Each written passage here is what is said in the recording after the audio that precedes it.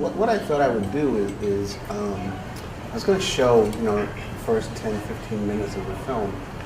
Since 3 of the 4 people who aren't working here, everybody's working, but since have seen the film, we can do that, but I'll also just talk a little bit and if you want to do that, we can do that. And, I can explain how we made some decisions in making the film.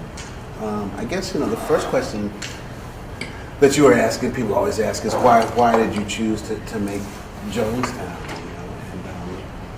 And there are a couple of reasons. There's kind of the filmmaker reason, and then there's the other reasons. I think the way the project came is I work with my wife a lot, and she's a writer, and we work together very closely. And she came one day, we were working on another film, and she came in and said, it was an anniversary of Jonestown. And she said, excuse me, I'm sorry. Sorry. She said, I just had, I just was listening to the radio, NPR, and it was one of the anniversaries, and they had some of the Jonestown survivors on there, and they were talking about Jonestown and their experiences, and the experience that they described is so different from the experiences that I heard of, or we heard of, and that we remember, because I was, of course, alive then, and I remember, when it happened, and, it was kind of portrayed as these 900 loonies, all committed suicide together, and in New York, nobody had really heard of Jim Jones at all, and it's interesting because we moved to Oakland, to the Bay Area in the middle of the editing process. And there, Jonestown has a completely different kind of resonance than in New York, and probably most of the country. People there who are alive there really remember it. Because Harvey Milk, that whole thing happened like within the same week. And they remember it as just this crazy time when, they thought the world was going to end in the Bay Area, because all these crazy things happened one after the other. But in New York, we didn't really, all we knew was what the news reported. It was reported as 900 crazy people. And she came in and said, the story that they're telling on the radio is very different. They're telling a story of this socially active movement that they were part of. They're still on the radio talking about how this was the most important thing and the high point of their lives, even though everybody that they knew died. And because it was NPR, we were able to get a copy of the show, and that started us out on the journey to make the film. So that was kind of, I guess the reason why we became interested. But as a filmmaker, I became interested because I love that period. It's a great period because people are still alive. So I did a film a few years before that. Actually, I think we might have been working on that film at the same time when my wife came in, a film about Marcus Garvey movement, which was like in the 20s. And, we actually found one woman and one guy who could remember going to see Marcus Garvey as little kids, but they were tiny and everybody else was dead, and you don't have witnesses. There's one like 10-second clip of Marcus Garvey in a car and kind of turns, and that's it. There's nothing else. But we knew that there were people alive. We knew very quickly. We knew that there was the audio tape of the day when they died. That really powerful tape existed.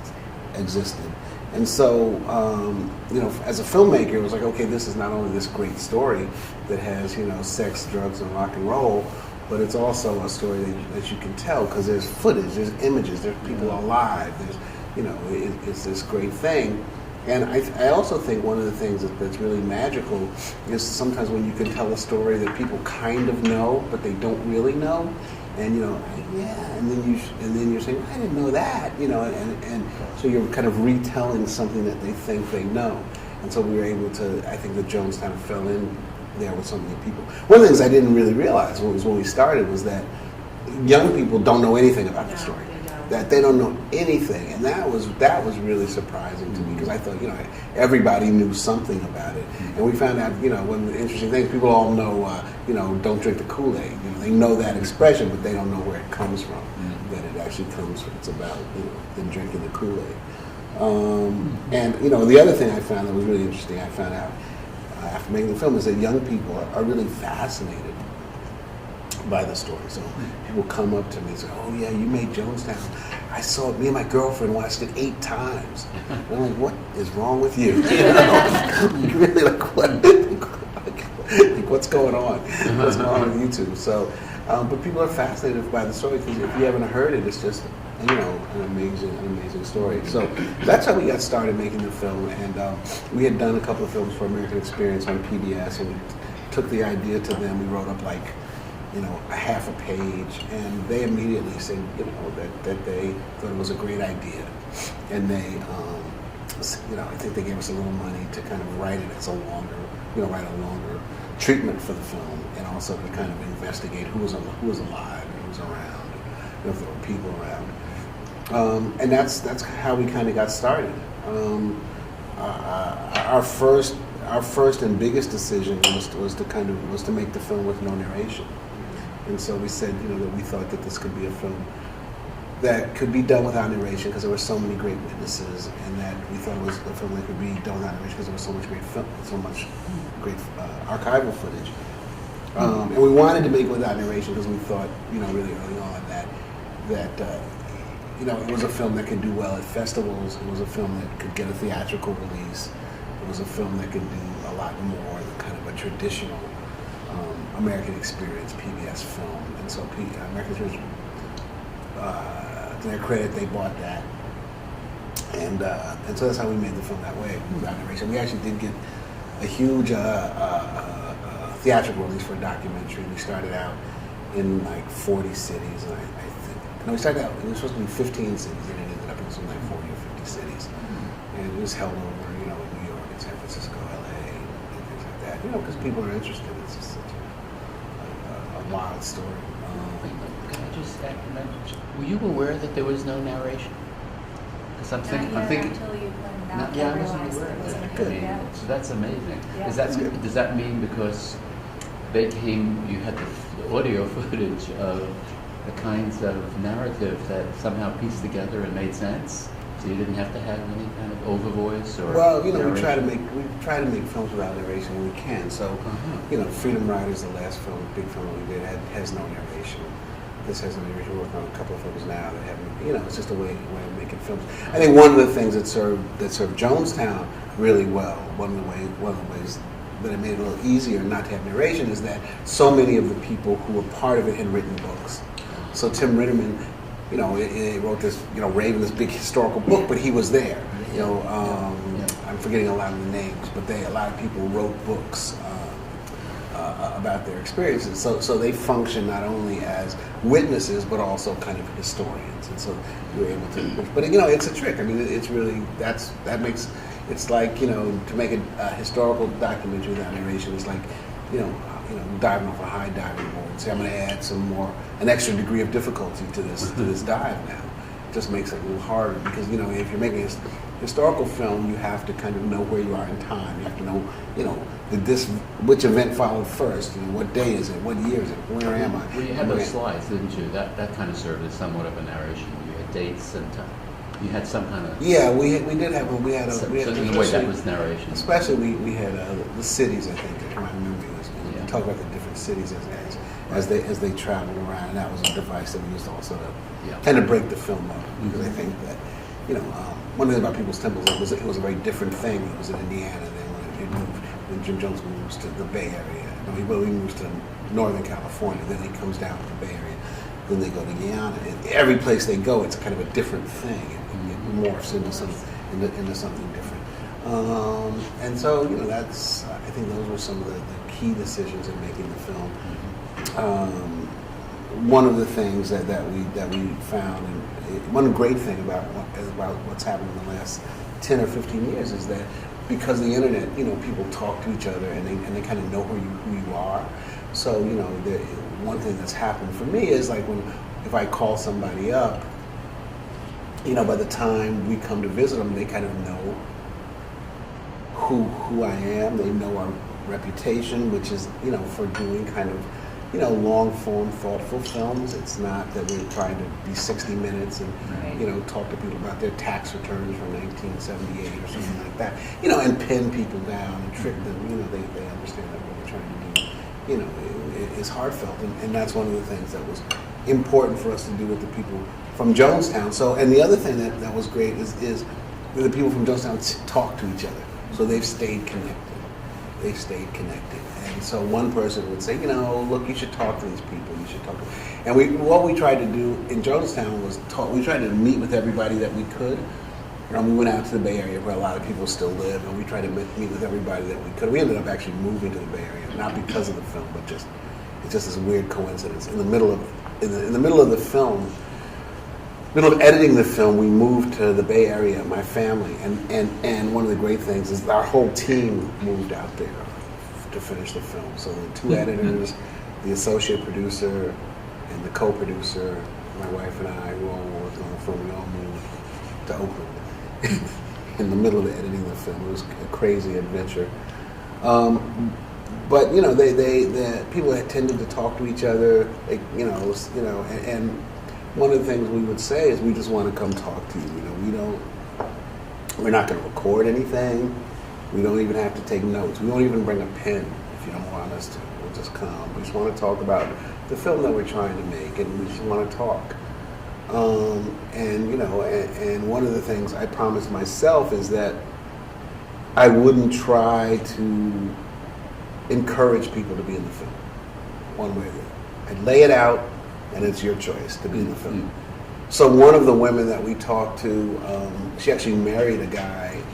She was in Jonestown. She was a member of People's Temple. She wasn't in Jonestown at the time, but she had been a member of People's Temple. And her husband had also been a member of People's Temple, and they ended up marrying after the whole thing happened. And they had teenage kids, and the kids didn't know anything about them being in part of People's Temple. Mm. And we went out to their house in the Bay Area and talked to them, and she said, I don't want to do it. My kids. I was like, okay, fine. I totally understand.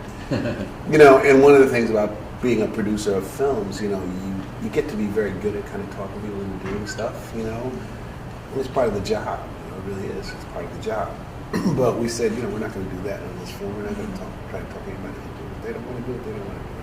The only, we said, and I will said too, we're going to only talk to you once.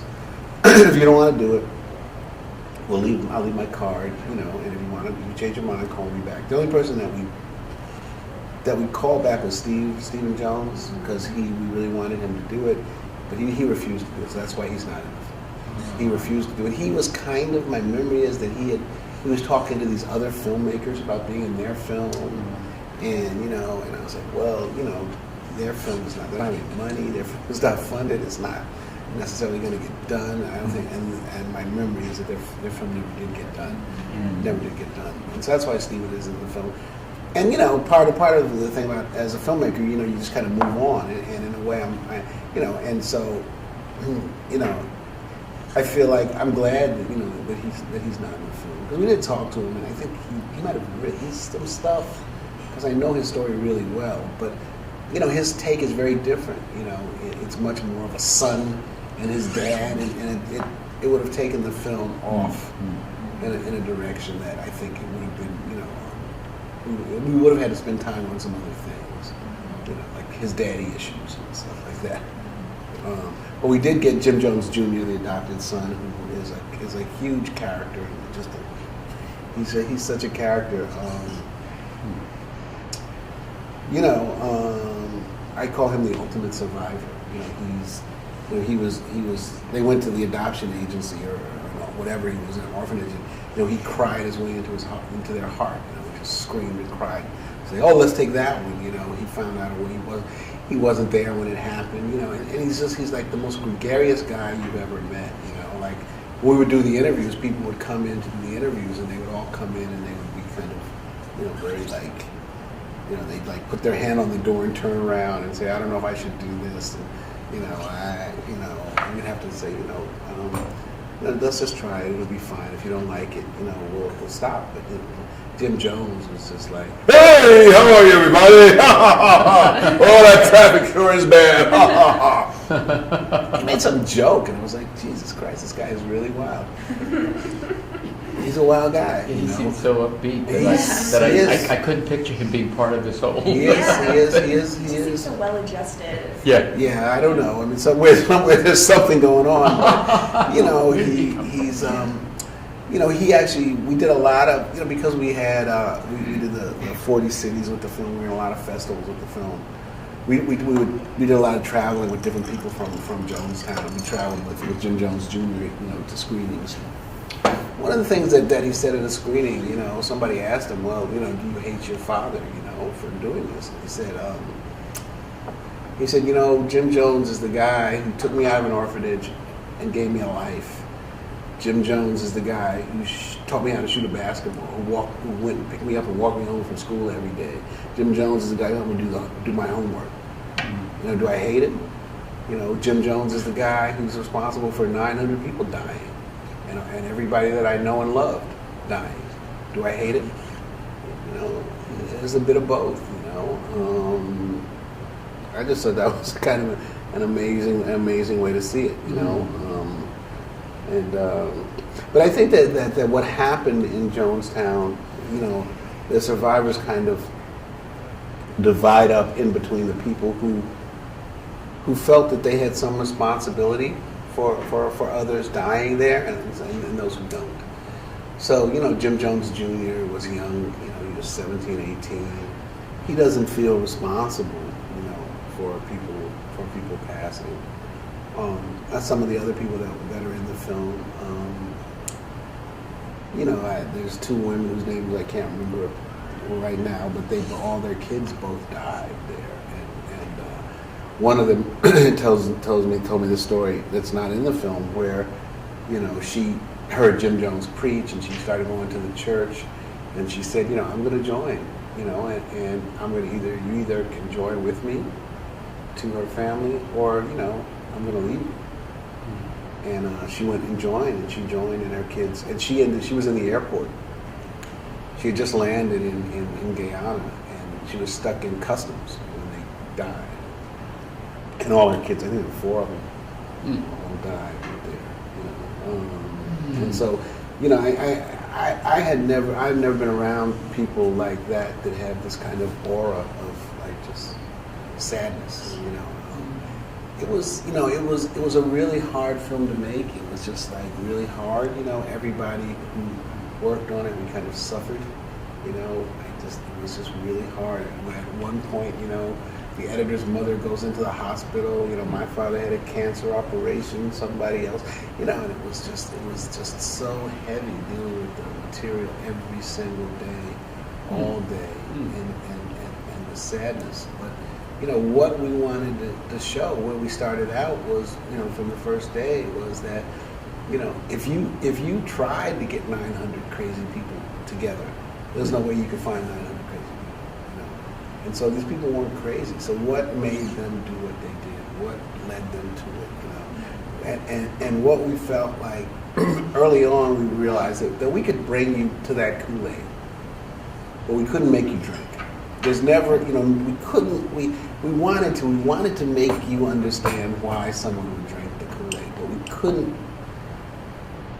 we couldn't make anybody really say, okay, yeah, I would have drank the Kool-Aid too, because it doesn't exactly make sense. And that's why I think, you know, people have these kind of other theories, you know, that it was a CIA plot, or that they, you know, and I think that there were people who were forced. I mean, that's kind of what's said in the film, that there were people that were forced. But I think other people, you know, drank the Kool-Aid. I mean, they were brainwashed entirely, you know, in a way that was very scientifically done. You know, the information was held from them. They did, you know, Jim Jones told them that you know, people were after them, people were going to come kill them, that this is what was happening.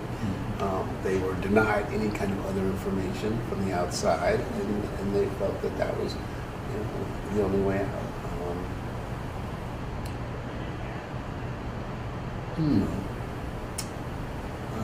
Any questions about any of that stuff so far? One of the most amazing things for us was you know, again, trying to find footage for the film, and a couple of stories. I think a couple of stories of the film. One of the things that we do really well I think, with my company, we've made a bunch of historical films, and I think this film won. We won a couple of awards from the International Documentary Association for use of film footage and stock footage. I think this is one of the films I won. I can't remember, but I think it is. And so we really, look for footage really extensively. We look for it from the very first day of production. We look at it till the end of production. One of the things that happened when we were onlining this film, which is like the last phase of the film, for those who don't know, it's like the very last thing we do is like, go in, correct everything, make it all the colors right, everything look right. We were actually in San Francisco at that point doing our online, and the editor was from San Francisco. We had a shot where they moved to San Francisco, and he said, I don't think that is it called the Transamerica Tower? He said, I don't think the Transamerica Tower was built in 1978. I don't think it was. And so we looked it up, and it wasn't, so we had to run, and we got another shot to put it in. This was at the online. But, we're like constantly looking for footage and just going to any lengths. And so one of the first things that we do with looking for footage, am I talking about what I should be talking about here? Sure. Yeah. So one of the first things that we do is in looking for footage is to find out anything that's been done already. So, there were a couple of, an A&E biography or whatever. There were a couple of films that had been done, and so we look at them, and then, we look at them, and then for the footage that they have, but then also we look in the credits and see where they got their footage. So every film, pretty much you're supposed to list, all your archival sources. So we got this film that was made in Canada, I don't know, 20, 30 years ago, about People's Temple. And we called up the producer because there was a name in there. I forgot the guy's name. I called him Donald Cox. And, so there's all these archival sources, National, Library of Congress, National Archives, ABC News, Corvus, everybody that you expect, but there's this one name, Don Cox. And we're like, well, who is that? And we found the producer in Canada, and, we called her up, and she said, well, he's this guy who shot this stuff of People's Temple, and he's just got it. He shot it, and he's got it. And she said, well, you know where he is? She said, no, I don't know. He was in L.A. Somewhere. So we're looking for him in L.A. We're looking for him in L.A. We're looking for him in L.A. And they were like, I can't find him. I said, well, have you tried information? And they call information. They say, yeah. And they give the name Don Cox, and there's 3 of them. When we call 3, and the third one is like, oh yeah, that's me. I made that film. And I said, what? How did that happen? And he said, well, I was going to make this documentary in like 1977, 76, and I went to People's Temple in L.A. They had a big temple in the Bay Area. They had a big temple in L.A. And I shot in the temple. I had 3 camera people. I hired a camera crew. So I had 3 cameras. We lit the whole temple, the whole church the day. It was this huge old church that they had. We lit the whole thing the day before. We shot for 2 days in People's Temple with 3 cameras and everything like that. And I said, well, did you ever finish the film? He said, no, I never finished the film. I'm in 82 and I never finished it. And I'm like, well, he said, I've sold off little pieces of it, but I never really sold off a lot of it because because if I sold it all off, then I couldn't make my film, and I want to make this film. So I'm like sitting there on the phone with him, and I'm like, well, we're making this film, and we're wondering if we could buy footage from you. And he's like, well, no, because if I do that, then I'll never be able to make my film. But I'm 82, and I'm never going to make my film. But if I sell you the film, then I won't be able to make my film. And I'm just trying to just not say a word. But and he goes back and forth in his head for like. He says, okay. I'll let you look at the film. And so he sends us a copy, and it's like an hour or something of People's Temple. So in the film, if you've seen the film, it's the stuff of them dancing around in the church. It's the stuff of Jim Jones preaching. Is it the woman who runs up and down the aisle? Yeah, it's all that. It's Jim Jones preaching. Where you see them. Where that came from. That was all from this guy. And it was a long. I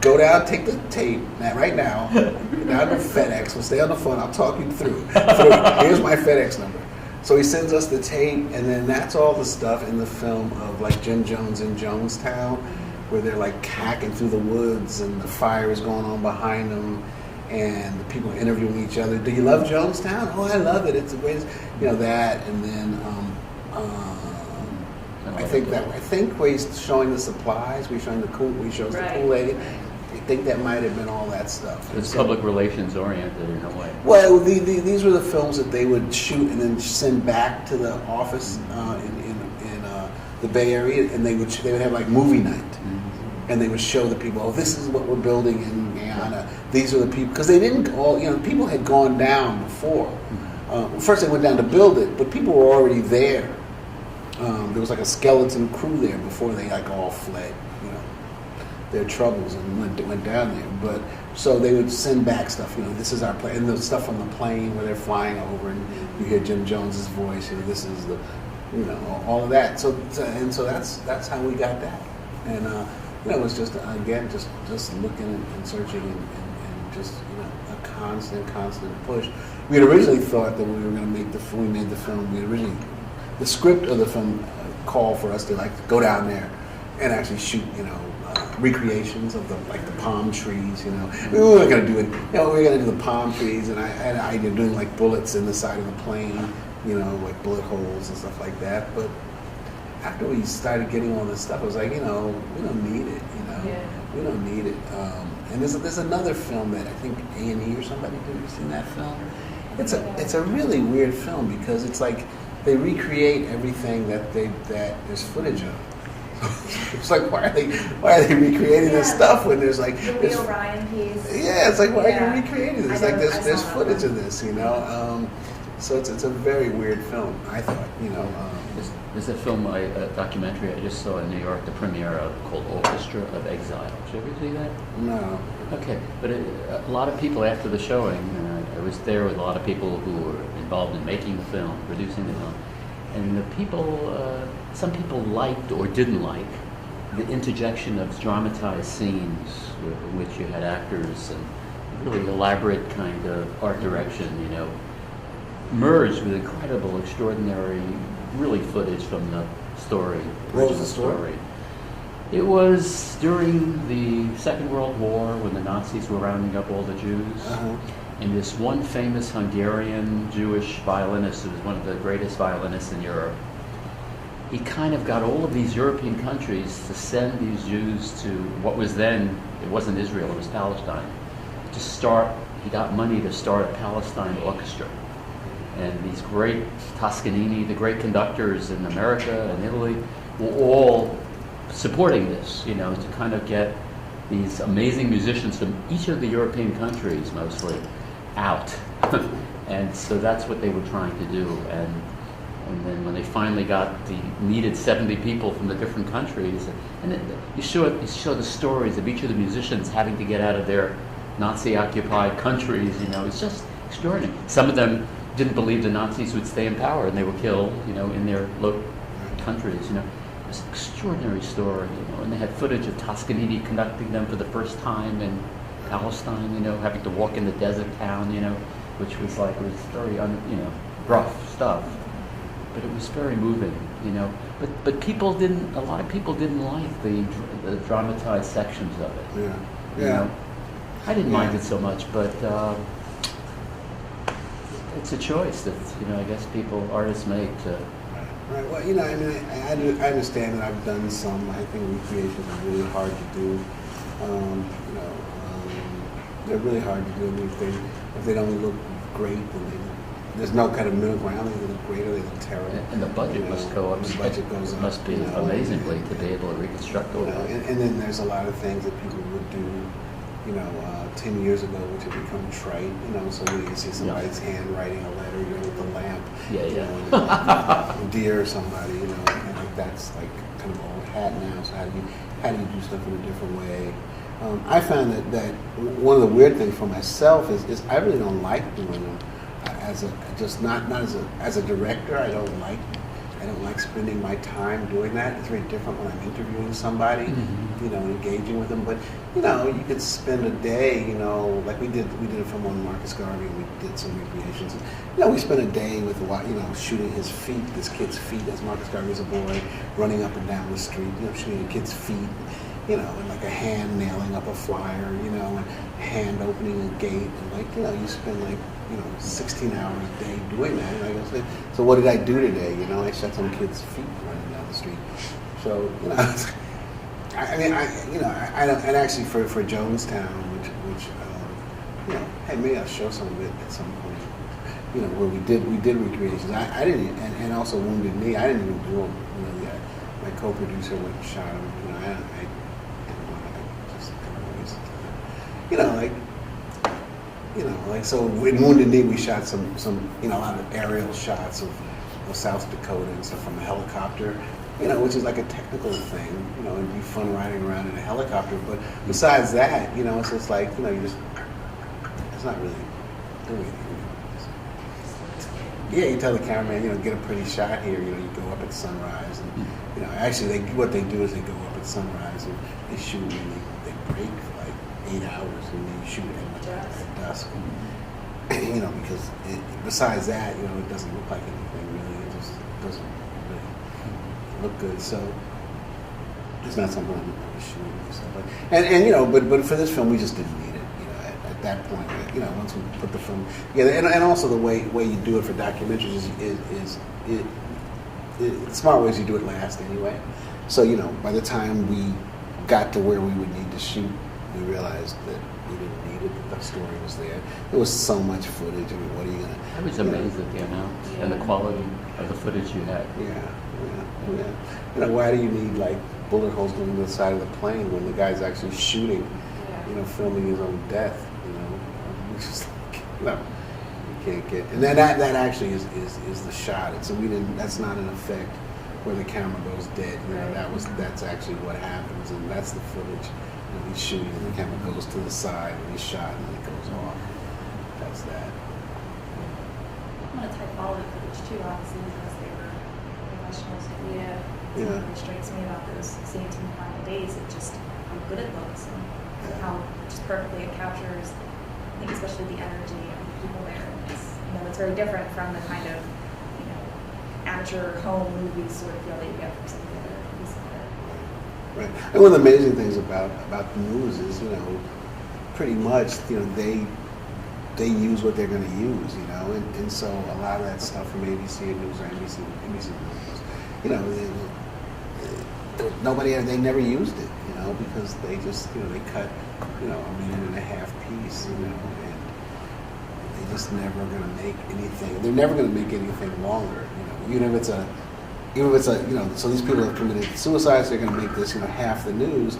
Well, a minute and a half will be about Jonestown. A minute and a half will be about interviewing relatives. A minute and a half will be talking to Congress about whatever this means. You know, and they never really use a lot of the footage to tell the story. So we found a lot of great footage.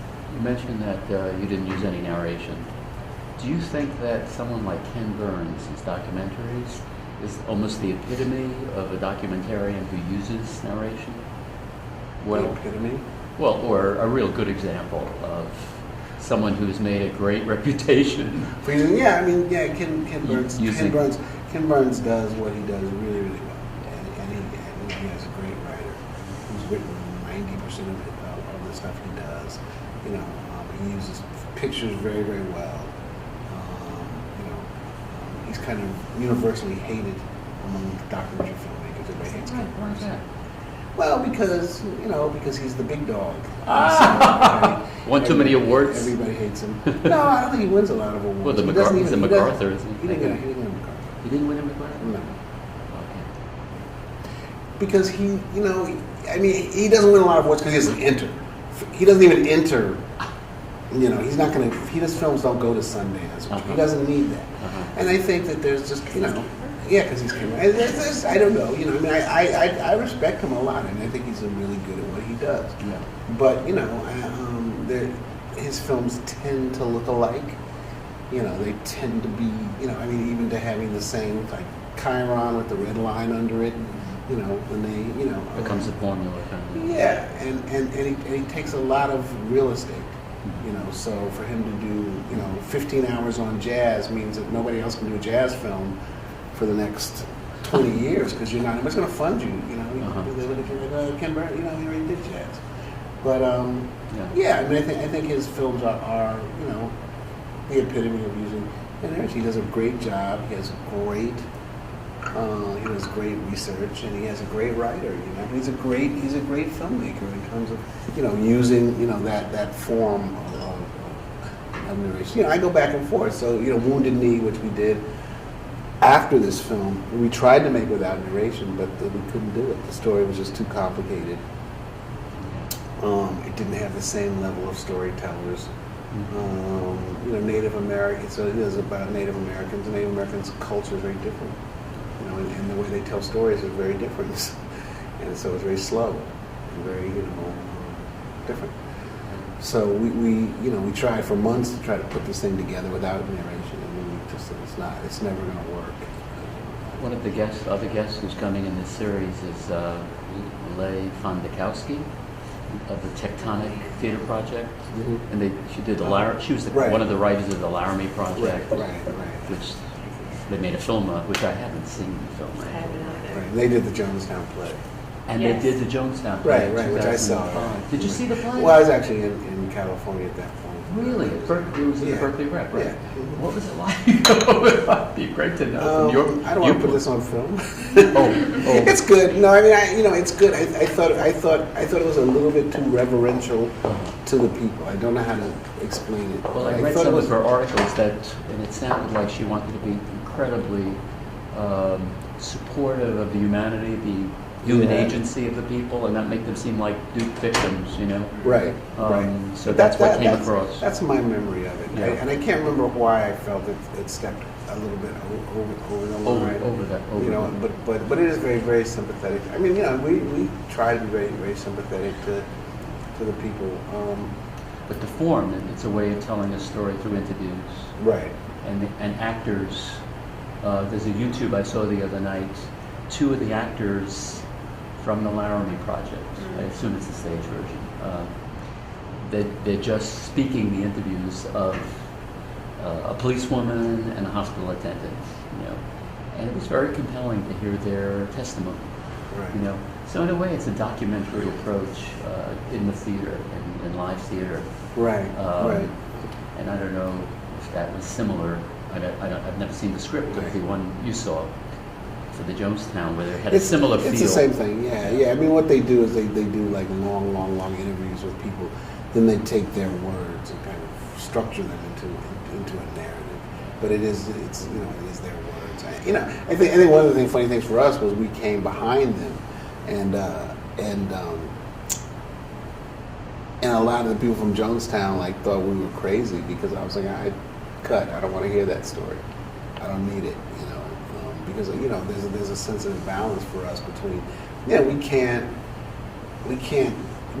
do what they can do, where they're sitting down for somebody for 4 hours with an audio tape and just taping them for 4 hours. And, you know, we're there with a camera, you know, and camera crew and everything. It costs us, you know, approximately $2,500 a day just for the camera crew and the sound person and the camera.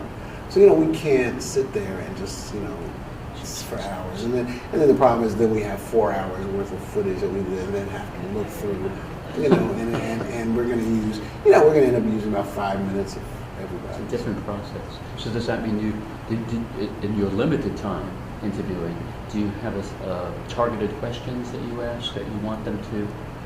Do you come with specific questions that help? Yeah, sure. Sure. I mean, I come with a whole pad full of, you know, 3, 4, 5 pages of questions that I'm trying to get through. What happens is as it gets closer to being done. So, but what we'll do is we'll go my first interviews, first half of the interviews, we just what we call fishing, and I'll have 100 questions, and it's like, so why did you join the People's Temple? You know, what was it about Jim Jones? You know, do you remember your first day? You know, what did you think when you first heard Jim Jones? You know, it'd be like just that. Yeah. Then we take that and we kind of structure out an assembly of the film. And then then the second half of the interviews are much more pointed. Well, It's like pointed. much more pointed. You know, it's Yeah. like one, I don't care anymore, like about what. So we've decided that the film, we don't need people to talk about why they went to People's Temple. That's just as an example. We don't need that anymore. And so we're not going to ask anybody that. We already know that we've got 3 great people who talk about how they felt the first time we heard Jim Jones. We don't need that anymore. But what we don't have anybody is saying, after I heard Jim Jones, I decided to join because. So my question then to the next person would be, okay, so you hear Jim Jones. Why did you decide to join? I need you to tell me that. And so then that bridges that gap. One of the things about trying to do a film with no narration is that you have to get more than one person talking about everything. Every single thing has to be covered by more than one person. Because let's say you say something great and then the next piece in the film, you're the only one who says that. So now we have you, and then you're the only person who says the next thing great. So now we have 3 of you in a row, and we can't have that. Mm-hmm. So we want to be able to have somebody. So we have 1, 2, 3. We want to be able to take number 2 out and put somebody else in there. So you have to kind of double and triple up on the question, make sure that everybody answers everything. And I appreciate that you have limited time with the people because of the production limitations, and so you have to constantly look at the rushes every day and constantly assess what you have and what you need. We don't look at rushes, no. We don't look at rushes. But you get a sense of what you need and what you don't have. Well, that's more like, you know, in different trips. So we're shooting a film on Freedom Summer right now, the summer of 1964 in Mississippi, and so we've shot so we have like 15 shooting days in the place. We'll shoot for 15 days. We've shot 8. We'll lay all that film out, and then now we'll see what we need, you know, and we'll break for a month, 6 weeks while we lay it out. Then we'll go back and see what's missing, and then we'll probably leave like two days so we can do that again. So then we put those things in. We say, okay, we need this, we need that, and then we go back and you should do the last bit. But it doesn't happen in terms of rushes. It happens in laying out the whole film, the whole story, and then seeing what's missing. Yeah, he couldn't really do it. I mean, if you had, I don't know, if you were a genius, you could probably do it, you know, in rushes. But it's really hard to know what's missing and what's not. I see. And by the end of the day, you know, you don't want to look at anybody again, so you can't. I mean, the days are really tiring, and I find that, you know, interviewing for whatever reason is like one of the most tiring things on earth. It's really, really exhausting. And I never figured out. I can't, you know, I don't know. You know, I mean, you know, it doesn't feel like it should be physically exhausting, but it is. So like when we were shooting in Mississippi, we shot in Mississippi last week, and by the final night, Wednesday night, when we finished, you know, the crew was all going out to dinner, and I went downstairs from the hotel to go out to dinner, and I was like, forget it, I can't go. I can't. I can't even see. You know, so I'm gonna go back to. I'm not gonna eat dinner. I'm gonna go in the room and eat a protein bar and go to sleep. You know, because I just couldn't. You know, it's really tiring.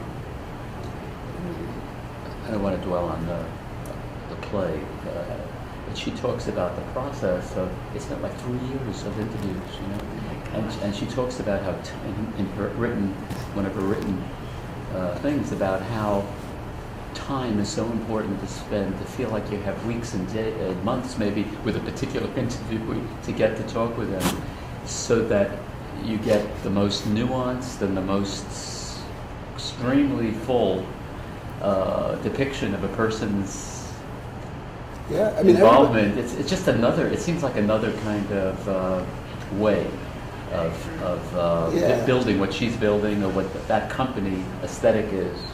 You know, how they build characters. You know, I guess to pare it down to these monologues. You know, these. Yeah, it's very different. I mean, it's a very different way of working. I mean, one of the interesting things I was thinking about, you know, coming here is that, you know, for us, you know, I do a lot of historical films, you know, and you know, I function as a, you know, but I'm not a historian. you know, and I'm a filmmaker. I'm really not a historian. And one of the things I always tell people is, you know, when we're writing these proposals, you know, when I write the first proposal, all I have to do is know more than whoever I give the proposal to. That's all I have to know. And it's better if I don't know very much more than that. The more I know, the harder it is. You know, I worked, you know, on films with historians, and it's really hard because they know too much. You know, I was at a conference with the American Historical Society, and I was on a panel with Ken Burns as writer, and we're in a room full of historians, and we're talking, and you know, Ken Burns is writer, and they got on the guy about the Civil War. You know, they were like, in episode 5, you said they went to Appomattox before they went to Getty, you know, and when they went down this trail, they stopped over here for water, and you didn't talk about that. You know, it's like, what? You know, I mean, come on, this guy is like, you know, has done more for the Civil War than Lincoln. You know, so, you know, it's just you can't know too much. You know, I mean, we wrote a proposal for the film on Marcus Garvey. My wife, you know, writes all this stuff, and we had an intern who was working with her, so we said, go to the library, check out all the books you can find on Marcus Garvey. We went to the library. My wife read the introduction, and she read the conclusion, and she read the chapter headings, and in a weekend we wrote the proposal, and we got funded we sent it out to 4 people, and 4 people funded it. You know, but it's like, you know, you could read all the books. You spend weeks and weeks and weeks reading all the books.